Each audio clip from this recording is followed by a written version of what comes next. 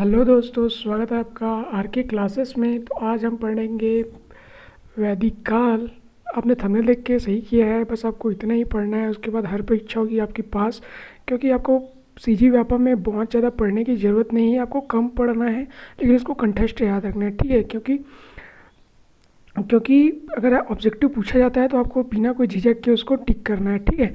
और मैं जहाँ तक पढ़ा हूँ वहाँ तक मैं आपको बहुत ही आसान भाषा में समझाऊँगा, ठीक है। तो आज हम पढ़ेंगे वैदिक काल। और देखिए, वैदिक काल मैंने छोटे से चीज़ में बताया है, क्योंकि बहुत ज़्यादा पढ़ने से क्या होगा, हम भूल जाएंगे, और उतना ही पढ़ाऊँगा जितना आपका एग्ज़ाम के लिए महत्वपूर्ण है, ठीक है। क्योंकि मैं पहले जब पढ़ता था तो मैं बहुत सारा चीज़ पढ़ता था जो एग्ज़ाम के लिए तो इम्पोर्टेंट था भी, उसको ही पढ़ता था, और नहीं था उसको ही पढ़ता था। तो मुझे धीरे धीरे एहसास हुआ कि जितना महत्वपूर्ण एग्ज़ाम के लिए है उतना ही पढ़ो, बहुत ज़्यादा पढ़ने से कुछ नहीं होने वाला, ठीक है। क्योंकि हमें एग्ज़ाम क्रैक करना है, न कि एकदम ज़्यादा डीप में पढ़ना है, ठीक है। तो आज हम लोग देखते हैं वैदिक काल।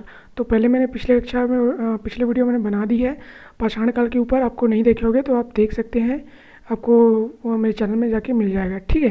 तो आज हम लोग देखते हैं वैदिक काल। तो छत्तीसगढ़ का मैं बता देता हूँ, इतिहास को 3 भागों में बांटा गया है। कौन सा? प्रागैतिहासिक काल, आद्य ऐतिहासिक काल और ऐतिहासिक काल। जो हम लोग पढ़ेंगे वैदिक काल, ठीक है दोस्तों, तो वो आपका कहलाएगा ऐतिहासिक काल के अंदर कहलाएगा, ठीक है। वैदिक काल कहलाएगा आपका ऐतिहासिक काल के अंदर। हमने पहले प्रागैतिहासिक काल पाषाण काल के बारे में पढ़ा है, आद्य ऐतिहासिक काल जो है आपका सिंधु घाटी सभ्यता उसके बारे में पढ़ा, ठीक है। और ऐतिहासिक काल इसके बारे में हम लोगों ने नहीं पढ़ा है, इस वीडियो में आपको इसके बारे में भी बता दूंगा, ठीक है। और ऐतिहासिक काल के बारे में इस वीडियो में भी बताऊँगा, ठीक है। तो पिछली वीडियो आपने नहीं देखी हुई, जाके देख सकते हैं, ठीक है। तो अभी हम लोग चलते हैं आगे। तो आपका आद्य ऐतिहासिक काल चालू होता है दोस्तों 2300 ईसा पूर्व से लेकर 1750 ईसा पूर्व तक। 2300 ईसा पूर्व से लेकर 1750 ईसा पूर्व तक, ठीक है। इसके मध्य रहा, और इसको बोलते हैं सिंधु घाटी सभ्यता में शामिल। जो आद्य ऐतिहासिक काल है दोस्तों, उसको सिंधु घाटी सभ्यता में शामिल किया गया है, ठीक है। और ये छत्तीसगढ़ में पाया जाता है क्या? नहीं, इसका साक्ष्य कोई भी छत्तीसगढ़ में नहीं मिला है, ठीक है। क्योंकि ये पाकिस्तान, पंजाब, गुजरात इस साइड रहते थे, तो छत्तीसगढ़ तक वे नहीं पहुंचे थे, ठीक है। तो ये जो है आपका वैदिक काल शुरू होता है यहाँ से, ठीक है। वैदिक काल, तो जो वैदिक काल है उसका मुख्य स्रोत क्या क्या है? वेद एवं अन्य ग्रंथ। वैदिक काल के पता कैसे चलता है? वेद एवं अन्य ग्रंथों से, ठीक है। वेद एवं अन्य ग्रंथ, जो इसे वैदिक काल इसलिए कहा जाता है क्योंकि अधिकतर जो ग्रंथ हैं, वेद है, वो वैदिक काल में निर्माण किए गए हैं, इसीलिए इसको वैदिक काल कहा जाता है। वैदिक काल को 2 भागों में बांटा गया है दोस्तों, ठीक है।